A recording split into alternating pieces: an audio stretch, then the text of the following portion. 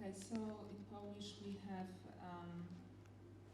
the word for sex, but for gender we use like cultural sex, and actually the word gender became attacked by like more conservative groups, and it was even said that there is something called like gender ideology, which of course does not exist, but the idea of teaching about gender and about male and female roles in the society for some groups sounded like a danger, so they said that, like, especially the more conservative and the Catholic Church.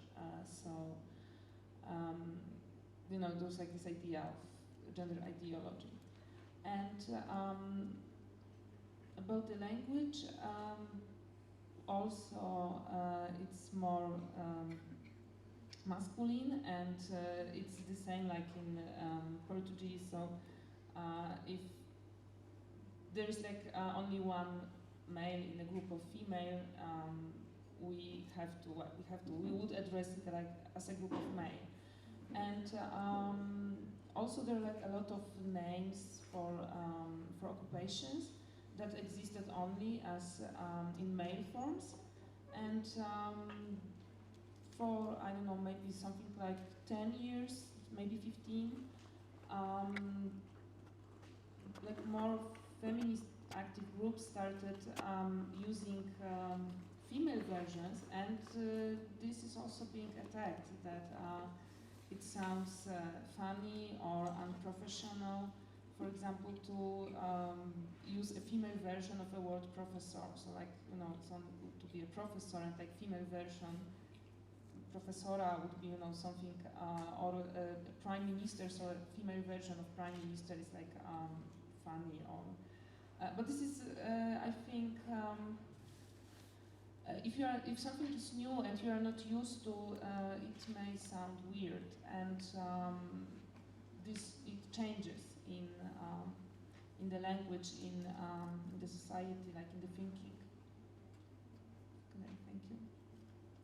Yes, thank you. And you have already started to answer my second question about that I had in mind connected to the gender sex, which is like about the endings and the forms, and do they refer to like two just like male and female, or is there a third one, or and the language is important because when we are someone and we want to talk about ourselves, in most of the languages, as far as I've understood you right, apart from Turkish, you need to, by saying any verb, any noun, you have to automatically, or pronoun, you have to automatically declare whether you're a man or a woman. And therefore, like a lot of people disappear in the language somehow, they don't exist. Italian is a very complex language for this side, so as association we are working for improving it. In order to avoid discrimination, we cancel the last vowel and we put a star in order to let understand that it might be a male or a female. In Portugal and in Portuguese, it's quite similar to Spanish and French that Chimera mentioned, and Italian. The same word feminista, we also don't have for male or female. It could be used for both, but the majority of the language has to distinguish between male or female. Like, for example, other objects, like a table is female or a glass is male, so even objects have sex. And recently in Portugal there was an article about the names, the neutral names, and theoretically there is no name in Portugal that is neutral, that serves both sides. The names are always either female or male. And in our association, because of that, we started to, because in Portuguese, and I believe in other languages too, if this room was filled only with women, but in the audience we had just one man, I had to call you in male. Like, I would refer to you as eles, or they, but as male. And that's sort of that's the sexism that exists in our language. And in our association, we try to use instead of switching in eles. Well, eles is not the best example, but for example, students. Instead of saying alunos for male or alunas for female, what we switched was the O or the A for E, and we call alunos. And that's kind of neutral, and it serves both sides. But that's just a posture in our association. In the whole country, no one even knows that we're doing this. So it's baby steps. I was gonna go to the more into this feminine and masculine idea of a perfect man, of a perfect woman in the culture. Of course, we're talking about stereotypes now. And since, okay, I'll go back to the sex and gender thing. Since sex is less controversial and less, maybe, okay, not controversial, sex is less various between cultures, because sex, it's mostly like medical studies that decide what it is to be, like who is a male or who is female according to his sex. Then like about gender, we can tell a lot of stories depending on like where in the world we will go, or how much back in time we will travel. So it's totally different to be a woman today in Poland, and it was different 100 years ago. 100 years ago, a person like wearing trousers would be considered a transgender woman, a transgender man, like, you know, so it's and today it's just perfectly obvious that women wear trousers as well, they wear skirts. It is not this way about men, but I wanted to ask you about your cultural norms and like a perfect male and perfect female that exists in the cultural idea, of course, basing on stereotypes and some gender roles. How do they look like? How do they behave? What are the expectations to men and women in order to be like real representatives of male or of women and in Italy, being a male means that you must love football, you must love cars, and you have to be strong, never cry. This is the stereotype that in Italy we have. And about behavior, then you must appear as a strong person. You must, in a certain way, correspond, be the image that the culture wants. We suffer a lot from, we are victims of mass media that are strictly always sending messages like a true man is this, a true woman is that. So too much masculinity in our culture, if we can call it culture. Even in the 1973, Oriana Fallaci, an Italian writer, wrote a book that is called A Letter to a Child Never Born. And it talks about, it says a quote that is very important. She says, if you are going to be a man, then just because you have a tail between your legs, you will never cry in front of people, you will do tough works, and you will have shoulders enough large for carrying problems that are not yours.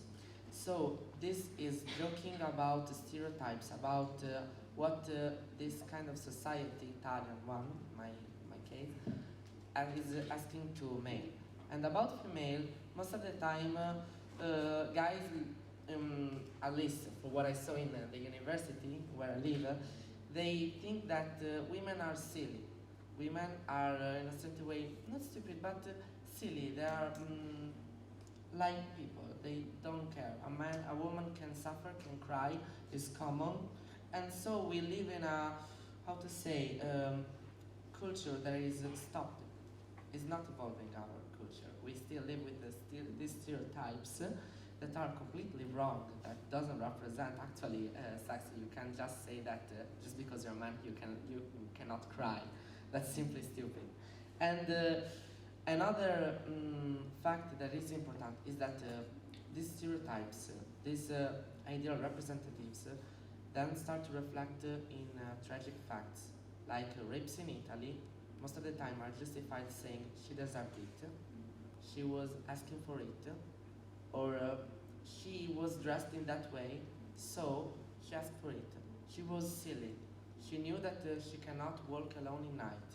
This is how in Italy the stereotypes, the action of the stereotypes work. Well, in my culture, there are, like, we can summarize that with 4 steps. You don't born as a man, you become man. First you got circumcised, and then you do your military service, and you get married with a woman, and then you should have kids. So 4 steps towards manhood. So if you don't do one of these things, you are less man, less masculine. If you have more feminine like traits, you're not considered to be men enough. And for women, they have to be more obedient and give birth to babies and become very feminine and maybe talk less. And you know, you can cry, for example, but when it comes to men, I mean, because I am a teacher, I can give you an example what I've gone through in the class. One of the boys, like 12-year-old student of mine, he suddenly got, you know, he got afraid or he got angry to something and started to cry. And then this other boy who was like more like very macho and bullying, he started to shout at him. The one who was crying said, "Stop crying like a woman," he said. And you know, I was like, oh my God, and I got really crazy, and I said, trying to be calm, we are all human beings, and human beings have feelings, and when we get sad, we can cry, no matter what, if we are a man or a woman, we can cry. And then after I saw the relief on this crying guy's face, I felt so much relief, and I felt like, you know, all my thinking about this gender matter worked somewhere in my class. Thank you. Well, actually, listening to you, I just realized how stupid is all these concepts that we have. Because according to what you said, many of my male friends who are considered very masculine in Spain wouldn't be considered a man at all in Cyprus, because they didn't do military service, they didn't do any of the steps that are actually requirements for Cyprus. So anyway, Are you men? yeah, it's harder in Cyprus. So yeah, the test. I guess that in Spain it's similar as Italy. For men, for example, showing emotions is kind of forbidden. Like if you are showing them, then you are girly, or like you are maybe homosexual because you are crying. So, and also for women, maybe it's not as strong as I experienced in Poland. Like all the submission that is for women, I don't know how strong is it in Poland, but in Spain, actually, I would say that women are empowered, but still we face the sexism. That, for example, they have lower salaries, or that the maternity leave usually she's the one who is taking it, and therefore it's harder to get a job for a woman, just in case. And I just wanted to comment, also, as giving some examples, and I think it was Lorenzo who mentioned the media. It's very important, and I can just mention 2 people who are quite well known to give an example of what is a man and what is a woman in Spain. So, Antonio Banderas, that's a man. Yeah, actually you can see in the movies, come on, it's like action man, it's amazing. And then Penelope Cruz, that's a woman. She's still active, but relaxed, like not so much, no? So this is the point, and just the last comment on how we are like maybe categorizing in Spain, like for last sitting down, how we have two different behaviors to sit down in Spain. Well, I guess it's applicable in most of Europe, but depending on how you do it, you're a woman or a man. So if I'm sitting like this, I am a man. A woman sitting like this, well, maybe it's attractive. And if I sit like this, and I just did a small change. If I sit like this, or I'm a woman, or I'm so gay. So it's like, and this is like how stupid our concepts, and we create these differences between sex, and that are actually happening still in Spain. It's the same with Cyprus for us, and I want to add something about the first step of being a woman. So you were born, and they treat you like you are a flower. And they say like, woman is flower, don't hurt them, yeah. And when there's like anti-violence towards women, they say like women are like flowers, you know? No. And then when you're in puberty times, you know, like you need to behave, you need to learn how to cook, how to clean the house, like all the things that exist in the house is on women. So like you need to keep your virginity forever until until until you get married. And if you lose it, then you're, you know, sorry for my language.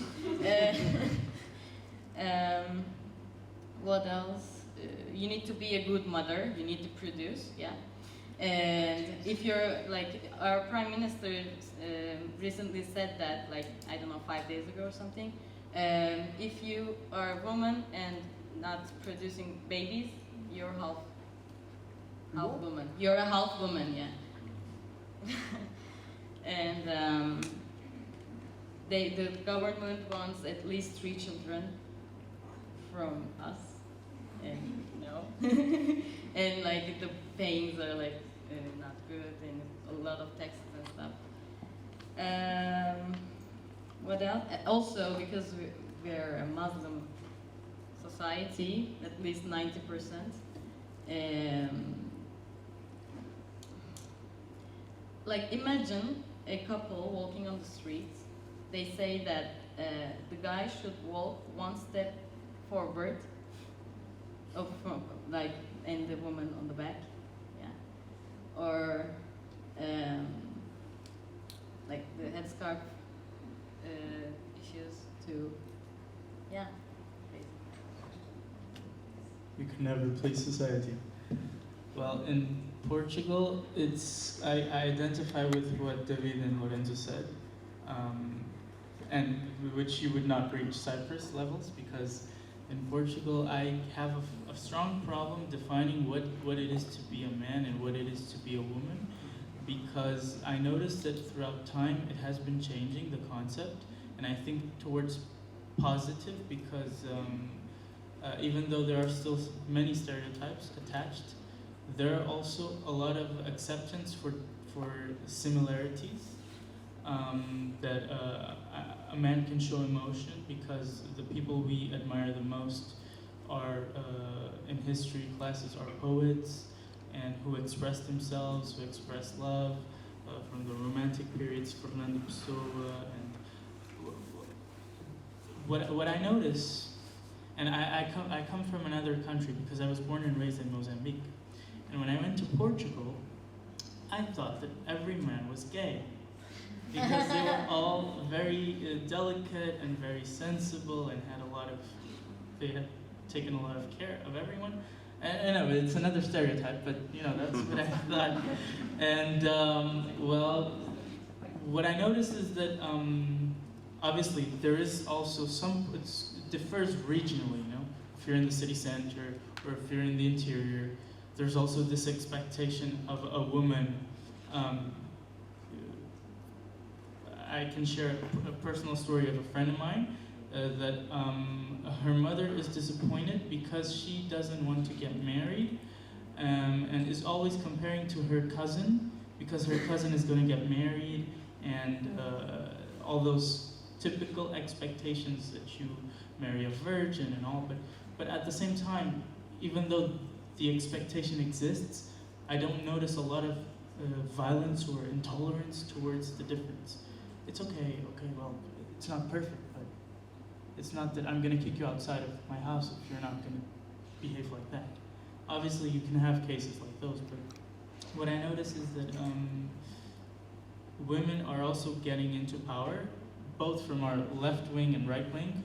The top people in the parties are both women, not both, but because you have more than one.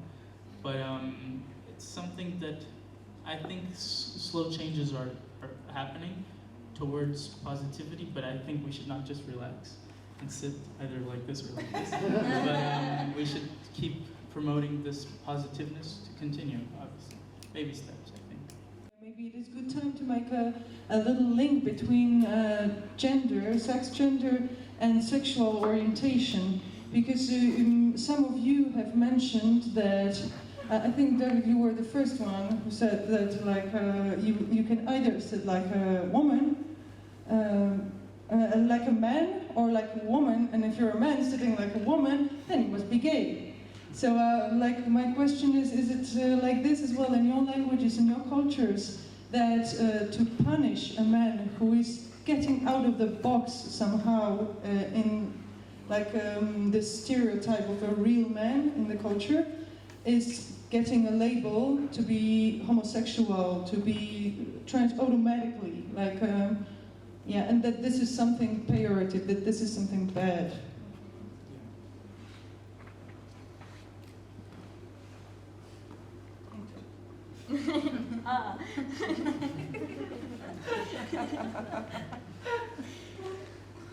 So sexual identity. Yeah, is it like that when you want to punish a boy or a man, when you want to punish a boy or a man who's not acting manly enough, you call him a faggot, sissy. We have an expression that often comes up, which is pedal, like a faggot. I think it's a German thing as well, with the word schwul.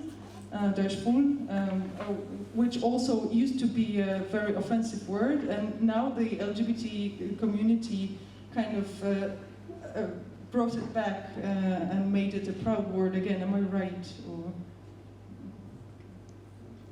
We can, like, Schwul, as in Turkish, is ibne. Like, if you meet with any heteronormative Turkish friend, the first, like, they will teach you swear words, and that will be one of them.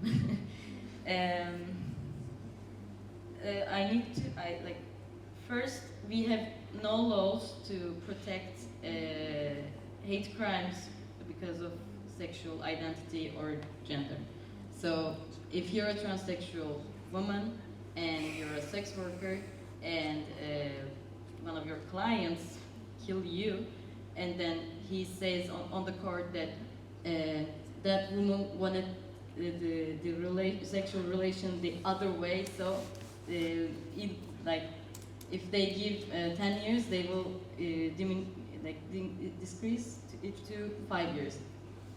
Or like if you go to the court looking good, then 2 years, for example.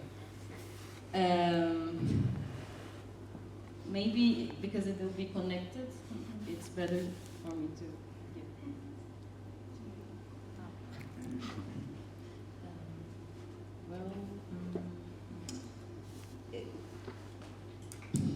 2 years ago, I think we changed our law, being a homosexual or doing a homosexual act is a criminal. It was a criminal act, actually. Cyprus was a British colony, and our law was from 19th century Britain, and that law stayed for so long, and we had a feminist member of parliament 2 years ago. We elected her, and also there were some other people, very progressive people, and leftist party, leftist, and so they managed to change the law, so homosexual relationship is not a criminal act anymore.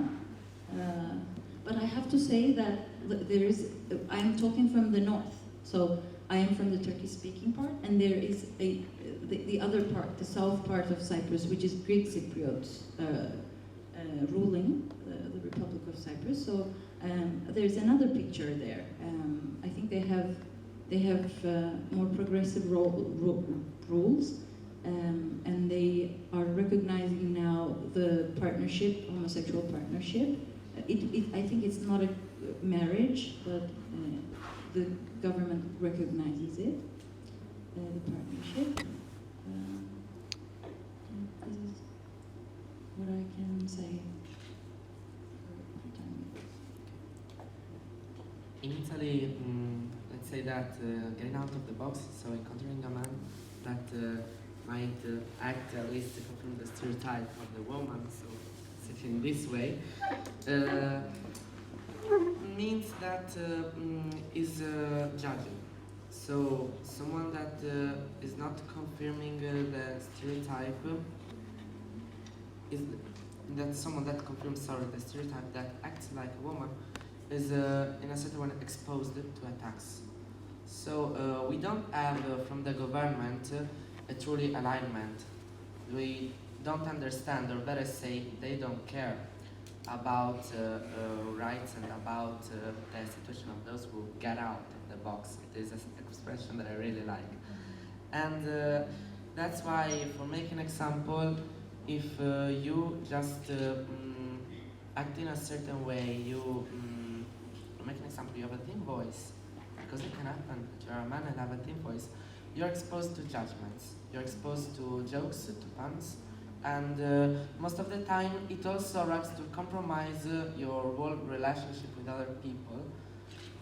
So getting out of the box is actually quite dangerous in Italy. I can bring you an example. In Milan, almost 1 year ago, there was a guy on the tram that looked homosexual. He wasn't. He had a girlfriend that was waiting at the house, and he got beaten by 2 guys in the tram because they were homophobes, and they saw this one that was sitting in this manner with a hand here and a bag, one of this. In Italy, we related that bag and this way to sit in to a gay, to an homosexual person. Okay, so they started verbally attacking him, and then they beat him. They beat him, and he went to the hospital just because he appeared homosexual. He appeared out of the box. This is also fault, I hope to do not offend anyone, I hope those who sit here, also fault of the action of the church that promote in a certain way the fear of those who act differently. So being out of the box is extremely dangerous. You get judged first off from your family, and I can say it from personal experience, then from your friends, from those who are around you, and then from the society itself. Most of the time, even blocking you from getting a job, to make an example. Yes, so in Poland it's also, if you're a man and you behave feminine, you can be accused of being gay. And there was, I think last year or 2 years ago, there was a boy in the middle school who, because of his looks and behavior, he was bullied and attacked by his fellow students, and he committed suicide. And like, I don't know if anybody actually really knew if he ever said, like, if anybody but he knew if he was gay or not, but just because how he looked, how he behaved, what he liked, he was pressured so much that he committed suicide. And I would also like to say, because we are talking about men, but also like if you are a female but you behave too manly, you will be also verbally attacked, yes, and called lesbian as an offensive thing. So, but this is like only if you're too manly, like two women holding their hands or kissing. I think we also have like a politician who said like he would like to watch, yes, like lesbian sex, and of course like gay sex was something disgusting for him. So it's also very strong. Like if you stand out and you are different, you are still like, probably it's easier in the big cities, in the city centers, in the academic environment, but small towns and more traditional environments, it's difficult to just behave and feel safe. So yes, I think that as a society we still have a long way to walk and to learn tolerance in Poland. Well, regarding the law, actually correct me, Spanish people, if I'm wrong. I think that gender expression is not included by law. That you cannot discriminate gender expression, right? You can. It's not included by law, right? Can you just? Okay, so I guess that it's not included by law. Yeah. Okay, so it's not included by law, and actually I wanted to also stress, like the comment that was done. I felt it was very important because actually, if a guy is acting according to the standards feminine, then it's not only that he might be called gay or faggot and so on, but he will be called also a girl, and that's an insult. And that's the thing, like that's the first signal that women and men are not equal. Because as far as I know, like if a woman also is acting masculine, she might be a lesbian or a butcher, but like you are not saying, hey, are you a man? Like discriminatory, because that doesn't sound bad. So like a man acting feminine, then it's like, okay, you are gay, that is bad, or you are a girl, that is also bad. So that's showing also like how the system works and so on. So that's exactly to Spain.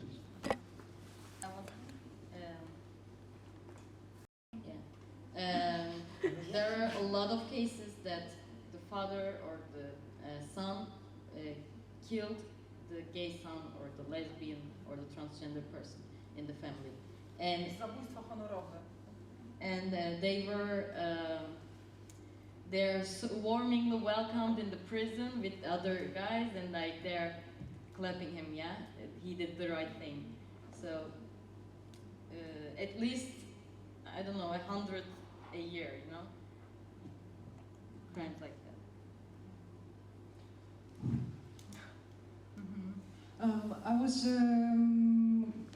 I want also to ask you a question, which is on the paper that I shared with you, like when we're like discussing what more or less are we going to talk about, and I wanted to ask you a question about who decides about your gender, but now I want to also add who decides about your sex in a biological way, since we have been discussing intersexual issues as well. If you may share your ideas on it. Who decides about your gender and about your sex in your country? And why? And it's a very like open question, so you may refer to it as you understand it. Okay, so I've got the mic, so I will talk. So who decides about your sex? It's a medical provider at during like after the labor, yes, like you are born, and then basing on your sexual organs, you are categorized to male or female, and like it doesn't always happen this way because it's sex is determined not only by the look of the sexual organs, but and not even on the level of the chromosomes. because you can have like XY, but you do not have testosterone receptors, and your body is doesn't react on testosterone, and you will develop as a woman. So it's much more complicated than that. And but yeah, this is like how it's done. Like at your birth and at your birth certificate, you are categorized as a male or a female. And like who decides on your gender? I think like everybody, like you should decide on your gender. Like this is how I feel it.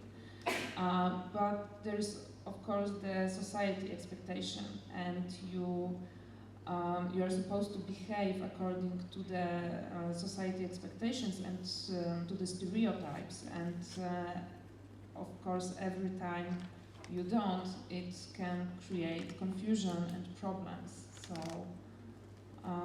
yeah, like in Poland, if you're a transgender person and you want to change your gender to, okay, I hope I'm not mixing vocabulary right now, but if you want to change your if you want to change your sex so it matches your gender, you have to sue your parents. So yes, you have to sue your parents. Like this is how it's done. Of course, you need to you need psychological evaluation, and you need to go undergo medical treatment. But to change it legally and to change also to have the surgery, you need to sue your parents, and it's crazy. Like really, I probably Ida will know better because there are like projects to change the law, and I have no idea how advanced it is. In this at this moment, probably impossible, right? I can also add something like this thing with suing your parents is because obviously according to Polish law you need to have somebody to blame that the wrong gender or wrong sex or wrong the identification on your ID card was given at birth. So someone has to be responsible for this. And because there cannot be the hole in the law like this, you need to sue someone, the doctor, that was maybe parents, because they also agreed on that, signing the papers after you were born. So this is the idea, the absurd that exists still. And the changes are not coming soon because of the act that hasn't been even read in the government. It has been rejected. It has been read. Okay, but then it was rejected, and we'll probably need to wait a good few years before it happens again.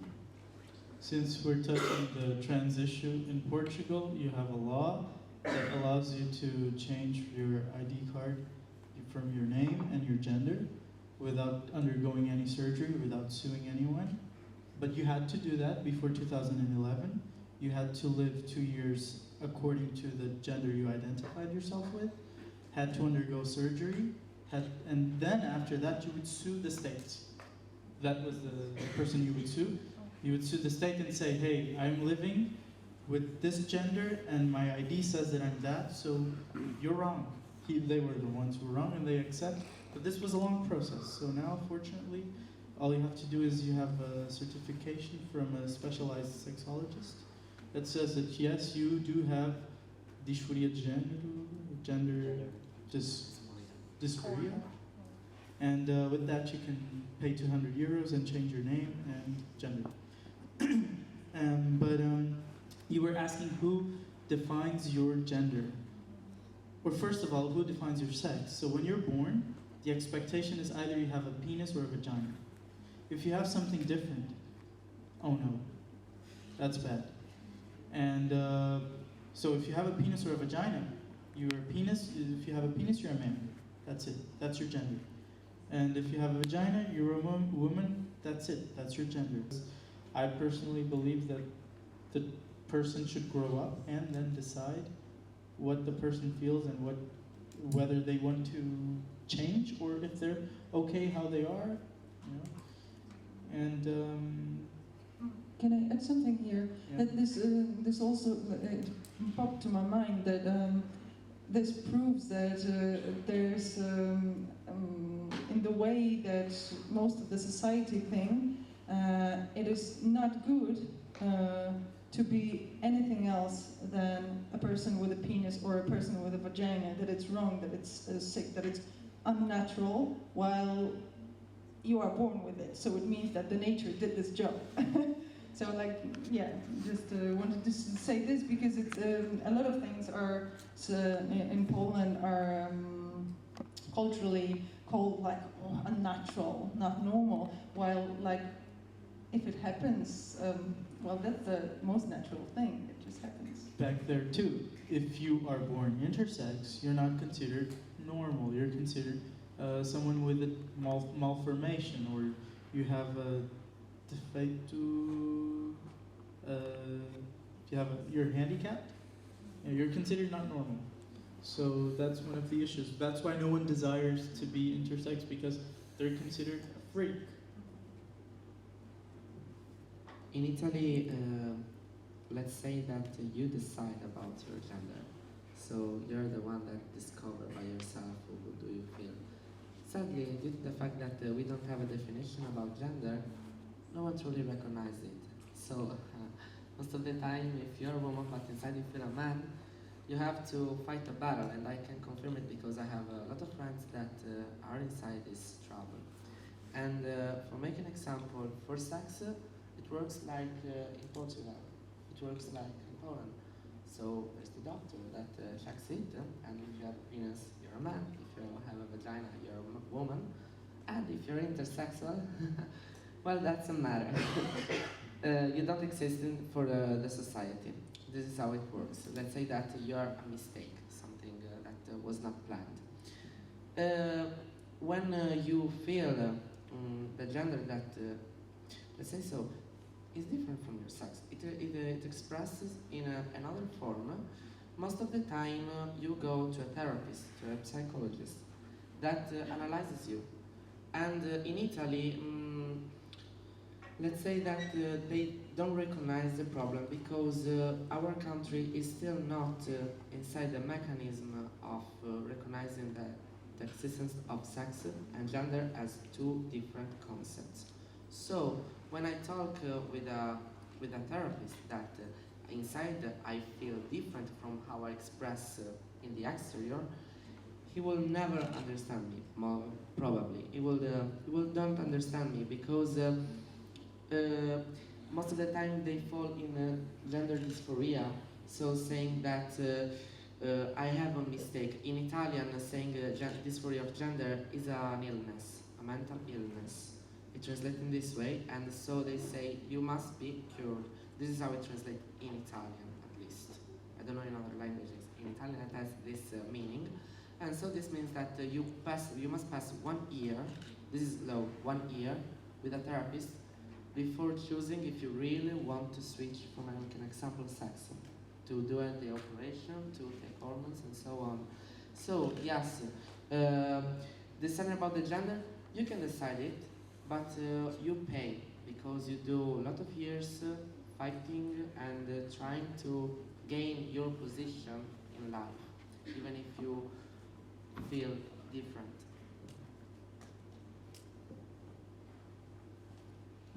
I may talk about a bit about gender, like who decides our gender. Our society decides our gender. According to my society, being a good woman is being a good housewife. You can also work, but you don't have to. Man has to work, and if woman works and supports the family economically, that is also great. And for that, for women, they say like, okay, for a woman, teaching is the best job because after 1 o'clock in my country, we don't work. So the working hour is until 1 o'clock. So after 1, you can take care of your kids, you can clean the house, you can wash the dishes, you know, you can be a housewife, your original work, what you are supposed to do. So I was so resistant at the beginning, like, okay, I am getting into this role of being a teacher. It's so feminine, such a job that is so like what people think that it is normal for a woman. I think I was right because I'm surrounded by lots of housewives in the teachers' lounge. Like they're always, well, I'm getting into a bit personal now. Like they're obsessed about like what are we gonna cook today, and like they talk about the furniture and like how can we change that. Like, and I mean I can talk about this lounge. There is a section where women are most of the time together. And there is another section where there are smokers, which is both genders hang out. So smokers are more intersexual. Can we say that? No, we can't say that. They are like, I don't know, men and women hang together there at the smoking section. But there is a section which, I mean, interests me a lot. All they talk about is their kid and their children and I mean, I think it's a trap. For women, there are a lot of traps. It is safe if you are in that box. If you raise kids and if you do your duties as a woman. If you're a good mother, you clean your house and you cook. Even if you don't like cooking food, if you internalize it, and I have to do it, you do it. And I was always like, you know, if I don't want to do it, why do I have to do it? I mean, why should I learn to cook? Because I was born as a woman? I was always like questioning these things, and I ended up learning cooking. But I don't feel like I have to cook. When I want to cook, I cook, and I don't feel like I have to clean the house. If I don't feel like, I don't want to do it. But still, there is a woman inside of me that my country, my society has put here. Yeah, internalized. Yeah, because I was feeling guilty at the beginning. When I got married, and I was supposed to do the cleaning, and this man in front of me was saying that I am a feminist, and he was criticizing me. What kind of a feminist you are? You're accusing yourself of not. And then I realized how I internalized the things that I was so rejecting. So I think it's very important to get connected with the people who you like share the same ideas, like get together with feminist friends, and also with people who are not happy being in the box. So being together is a lot of empowering thing. Thank you. Okay, who decides sex and gender? I think that actually in Spain, most of the people don't think about gender. Like, what's that? I mean, it's the same, sex and gender. So it's like, as like you guys were mentioning also before, in Portugal or Italy, when you're born, or before they check your genitalia, it's like, oh, it's a penis. Also, he's a man in sex, he's a man in gender. And the point is that not only sex and gender comes together, but usually the expectations are like sex and gender are coming together with sexual orientation and with gender expression, so what we were talking. And as an example, if you are born with a vagina, then you are, with sex, you are a woman, with gender, you are feminine, you are a woman as well. Probably you will be straight, so you will like boys, and you will sit down like this. So this is like what is coming all together in Spain usually, and if you are going out of the box, as we said, then it's when all the problems are coming and the headaches for the society to understand that there are 4 different concepts that are not, they don't have to go together. So this is more or less like when the decision is about sex, then everything is going with it. So this is woman and this is man in Turkey. The IDs, like one is blue, the other one is pink. And also written your religion. Yes. So when you're born, they decide either if you're a girl or a boy, and then that you are a Muslim or like Christian, and it's written on your ID. So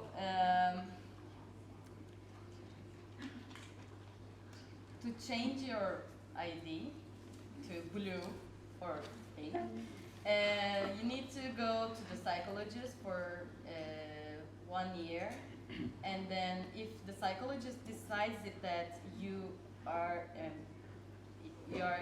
behaving enough to be a woman or a man, and then he says, yeah, you can start the hormones, and then at the end of 2 years you can get your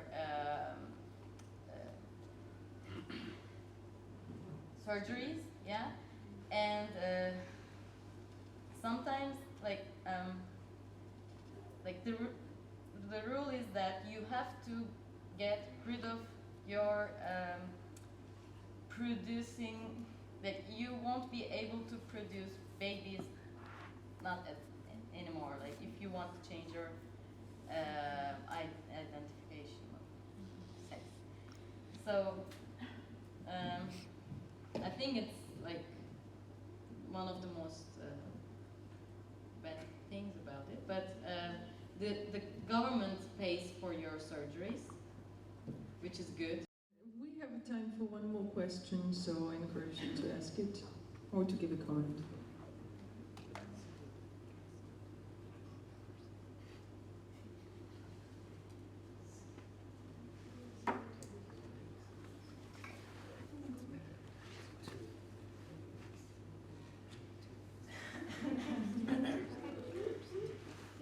I was living in Madrid for 4 years, and I think Madrid is one of the most open mind of homosexual topic. And I remember once I was in gay pride, and I was with a girl, and this girl told me that she was feeling like every time in Spain we are more tolerant, but somehow the fight is more for men. Then I didn't think about this before. This girl that was lesbian made me think. Then I have other experience, like I was in Berlin this year and I went to a club, and this club was a gay party and was gay party only for men. I didn't understand very well why, but okay, I went to another club and for me it was okay. And here now, when you were talking about people who is out of the box, I realized that only Ola was mentioned woman out of the box. So my question is, do you think the fight about homosexual is the same for women and men? Thank you. Very good.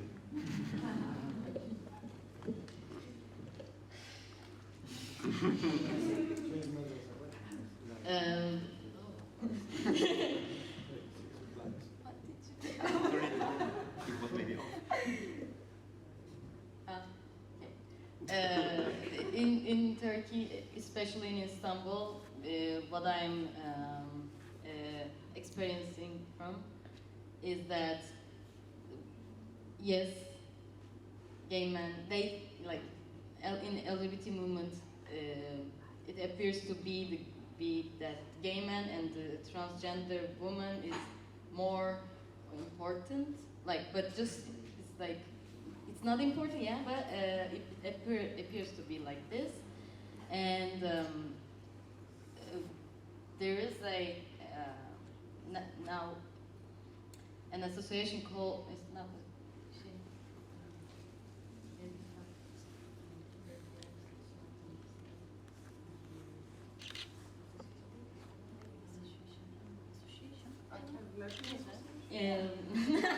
Lesbian lobby.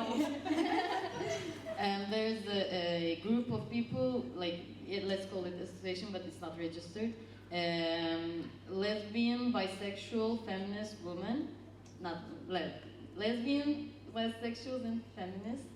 Yes, and now they're like making radio shows and like more being like they. Try to like fight on that field, also. I think, yeah. And also, when you're male to female, it kind of shows that even though you finish all your treatments, from this side of the society, you're never 100% woman. But female to male, you can easily, like, if you use hormones, then perfectly looks like perfect men, you know. Again, from the side of the society. So maybe this is another reason that yes. Okay, it's a very good question and a very hard one. According to my opinion, sexism is part of the society, as we were talking, is in our language, in our culture, and that includes the LGBT community. So everybody somehow has interiorized this thing. As actually, I think you were saying this, that we internalize this. So of course, like, the LGBT community is not free, and it's not like, of course, they are also committing mistakes, and they are, like, also sexist in some ways. I believe that the LGBT fight for rights, or however we want to call it, should also fight for women's rights. I believe that also should fight against xenophobia, and I believe that everything should be united, because actually we are fighting the same. So we are fighting unknowledge or fear or different things. And so I believe that yes, like, in many times we are sexist, even when we were talking, because it's so internal that we cannot avoid it, and that's why we have to raise the awareness, so that when we are talking, when we are acting, like, we are not excluding the people, and actually we are aware that even if we are talking in a sexist way, at least we notice that, as you did. So I believe that that's the important thing, and that we should make an extra effort, especially the people who are connected with any LGBT feminist or, like, any kind of association fighting discrimination, that they should make an special effort to combat this and to fight against this kind of exclusion that something is unconscious and we don't realize. I believe that there is a hierarchy between masculinity and femininity, and well, it's and since, as you put, it's really good in a good way. Gay community is not developed in another planet. I mean, they are living in this planet, so we can always have the threat of this hierarchy coming back to us. So when it comes to lesbian and gay community, there can be hierarchy. So I think what we have to problematize is the patriarchy, or and that patriarchy which puts, like, men there, and even men struggle to be, you know, men enough. Like, that idea of being a masculine, being a man, is defined by by this system that it is impossible to reach. So, and we know that everybody carries estrogen and everybody carries testosterone. Every people have femininity and masculinity inside. We don't really know the ratios inside, and we don't really know what is connected to, like, we can, I mean, I can be a man and I can have feminine, like, tendencies, and I can still be very attracted to a woman. I think we just need tolerance and, like, knowing ourselves without any prejudice, discover our own individuality and our own sexuality, and try to create an environment and community that is giving the tools to discover freely. Correct me if I'm wrong. Your question is about discrimination inside the LGBT world? If you think the fight is the same, if you are On the same levels? Yes. Balanced? Yeah. Okay, grazie. I mean, thanks. So, for balance this situation, due to the fact that being lesbian is in a certain way easier than being homosexual. gay. So if you That's are a risky thing to say. That's a risky thing to say. In Italy, the fact is that being lesbian, it's cool because other people watches you saying, "Oh, a woman that loves another woman. Whoa, interesting. They are so sexy." This is one of the most used phrases. Yes, I even heard one time.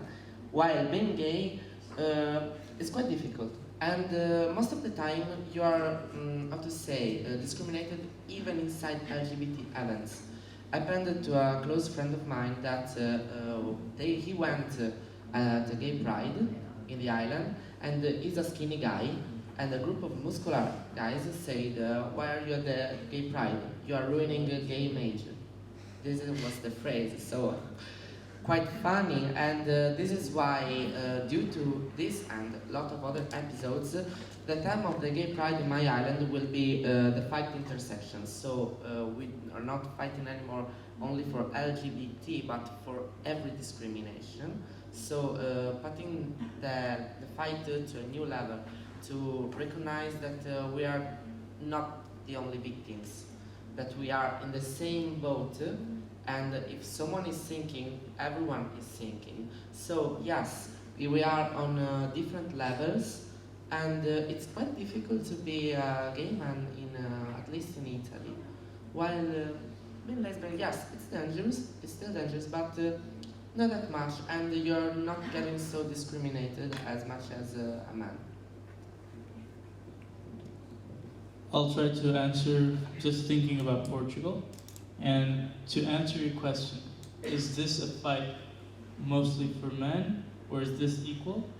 I'll answer it. Theoretically, in Portugal, it's equal, but practically, it's not. And we can feel that, unfortunately, it shouldn't be. And I do notice that even in our association, we had some problems where we were finding lack of women in participating in our events, or our volunteers. We have many activities in our association, and what we notice is that we have sometimes, and now it's a bit better, but 2 years ago and last year we had 80% men and 20% women. And I don't know why. I believe it has to do with the legacy as well, because the women already suffer the prejudice of being women. Then to put themselves outside and going to events, they have to face probably more obstacles to reach where they are reaching. And sadly, that changes the focus. And I'm not only talking about the difference between, like Lorenzo was saying, the difference between men and women. There are other issues that we noticed, that there were people who were more concerned whether the gay rights were more into account compared to the trans rights. And I also even noticed that coming from an ethnic minority, I noticed that maybe the racial diversity or racial neutrality was also being forgotten. And yes, there are these differences, but like Chimer said, we don't live outside the planet, so unfortunately, we also carry these prejudices. So theoretically, no, the fight is for everyone, but practically, yes, there are some